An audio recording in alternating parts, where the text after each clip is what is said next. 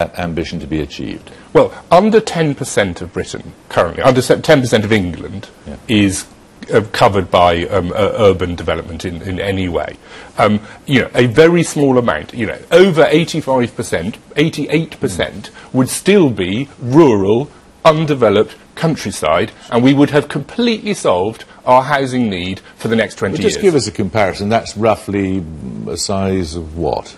Yes, but, Jeremy, we're talking like over a 20-year period. Of course, it sounds a small percentage, doesn't it? But actually, it's well, what, an area the size of, what, London, is it? I mean, my view is simply this, which is that I would prefer to live in a country where families were able to get a property... Changing the subject. I'm trying to give people a picture of how much more of England you would like to see I'm saying upon. that I would prefer to live in a country where 85 to 80%, 88% of it was rural and undeveloped, and in which people were able to buy a home for their families, than the one we currently live in, where, OK, 91% is undeveloped, but there are people in their 40s, both working, who can't afford to get a place. But to be clear about this, we are talking about an area roughly the size of Devon, aren't we, that would have to be built upon? Well, I don't know about that. I'm not looked into that. But the fact is that over the percentages very readily. Over the whole of England, there is a huge amount of room to build more houses without losing, certainly without even touching the green belt that matters so much, I believe, to you and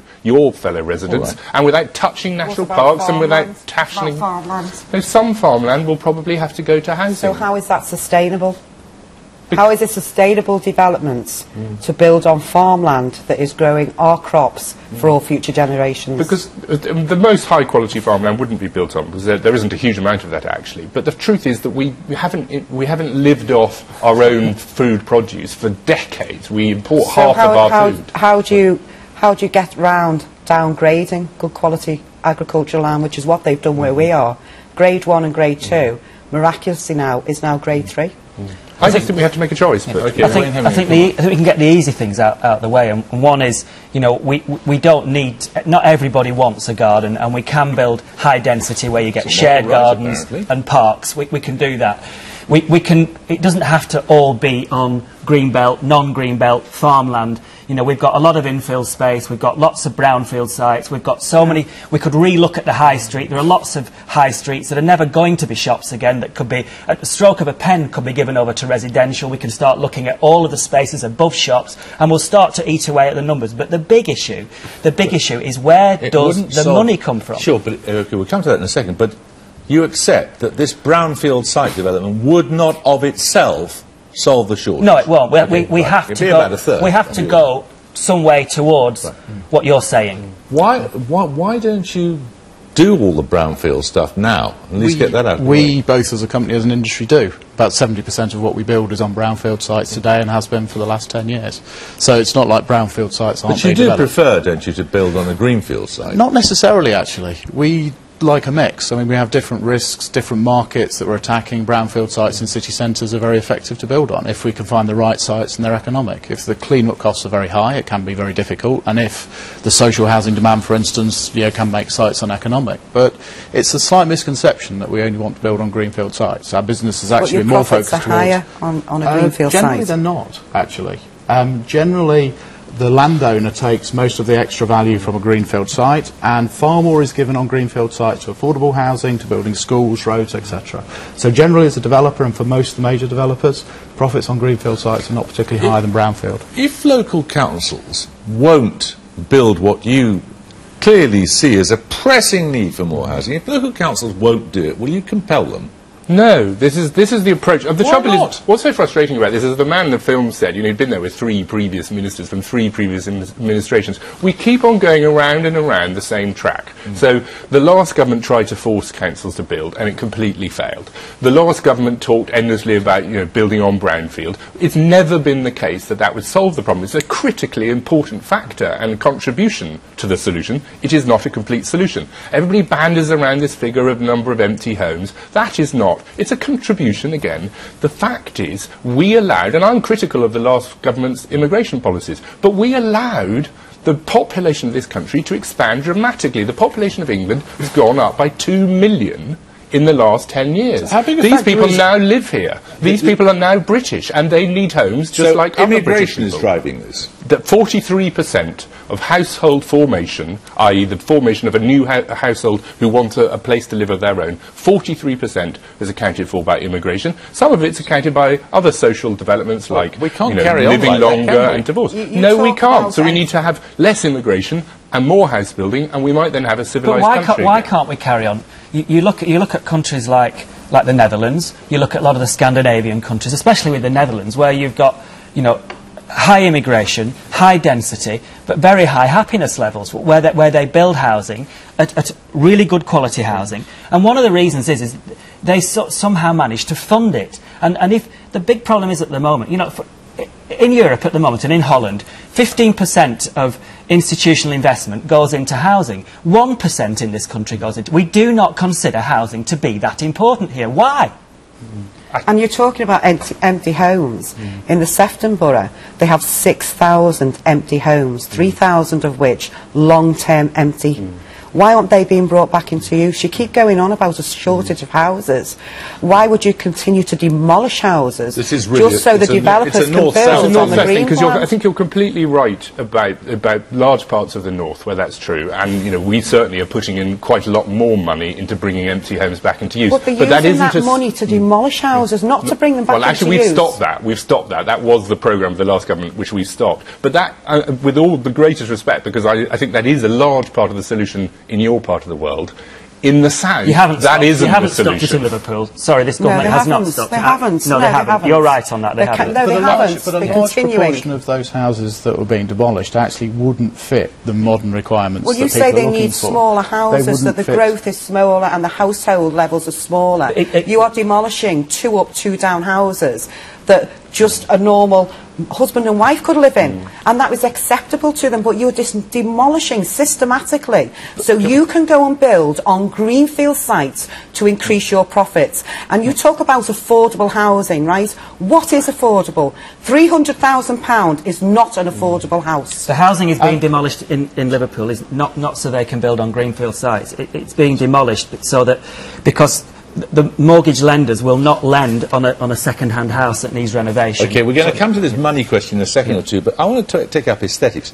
You talked about pig-ugly houses in that. I thought we elected government ministers to make decisions, not to sound like some second-hand Brian Sewell or something, but what entitles you, Nick Bowles, to describe someone's house as pig-ugly? Well, what did you think of it? Well, you know, I don't live in it, but I bet the person who does live there, I saw it on the film.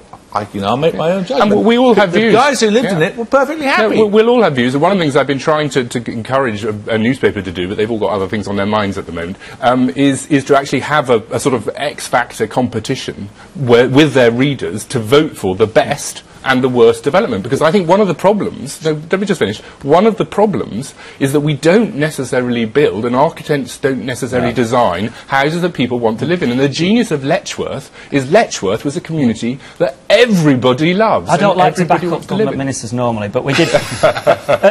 Commission for Architecture and Built Environment, Design Council, we did a survey, and 29% of new housing that was built was considered by the public to be ugly. They didn't use the word pig. 53% was considered to be average or below average.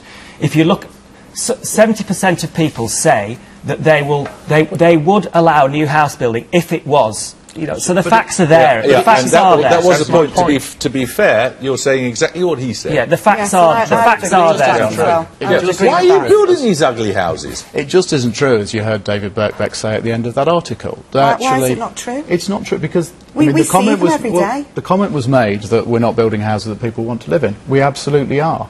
Our customers appreciate the houses that we're building, and actually they are very much tailored to meet that customer demand. They don't have any choice. They're the only houses on the market. No, that's not true. They do No, have choice. There's plenty of choice in the market out there. But at you're the only moment. catering We're for a in small we're in part of the quite market. We're in quite a Enormous- we're in Can I quite a just slow point market out at the that you moment, and couldn't people have a actually lot tell of me choice. you had no idea who might have built these houses on the screen behind us. And the reason why is because you all build houses that look like this. They're all exactly and I don't think they're bad. But let's have a bit of variety. Let's have a variety. Actually, Nick, that's not true. You asked me if we built this development, and I said no, because I would recognise the style. It's not ours, I mean, and I don't know who did build it. He's right, but that is the question. So, you know, he said we didn't build it, but you probably know.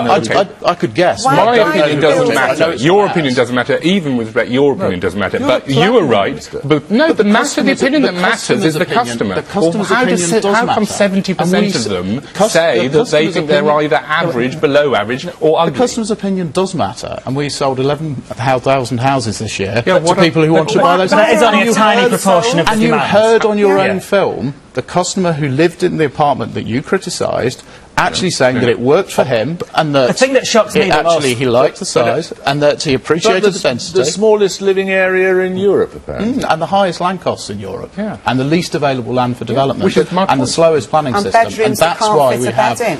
And that's why we have smaller houses. Bedrooms that can't fit a single bed in. You won't find any of our houses that you can't fit a bed in. We have developments the 3-storey townhouses that you're building. I'm not saying you in particular, but developers. They have a site of 37 of these. The builder's gone bust. 27 of them are unsold, unfinished. They can't sell them. They were supposed to be affordable, and they went on the market at 350,000. The 4th bedroom will not accept a single bed. And that's 5'8" by, I think, 5'11". It will not take a single bed, and yet it's described as a 4-bedroom property. And that's clearly wrong. A bedroom that won't take a single bed, even if it's a small, is But clearly wrong. And that builder has, and those they're houses still empty. haven't Nobody sold. wants them. The amazing developer's gone bust. I want to move on to money, because you raised this earlier. The big trouble here seems to be, I guess if you could, you would build as many houses as you could get away with, wouldn't you? That's not quite true. We'd build more houses, and we'd build bigger houses. If there was land availability with lower densities, is it we'd that build people bigger aren't houses. getting mortgages, or what? In the short term, it's that people aren't getting mortgages, but in the medium to long term, you look back at the last 10 years, and probably if you look forward at the next 10, it's planning, because that drives lower land availability, which drives up the cost of land, which means that houses get more dense, because people can't afford to pay. This is absolutely true. For we all of us in government houses. have to take responsibility for this. I mean, I've been critical, but we create the environment with which you have to work and try and make a profit, because you're a business. And we are responsible for creating an environment in which we had the highest development land prices anywhere in Europe, and so not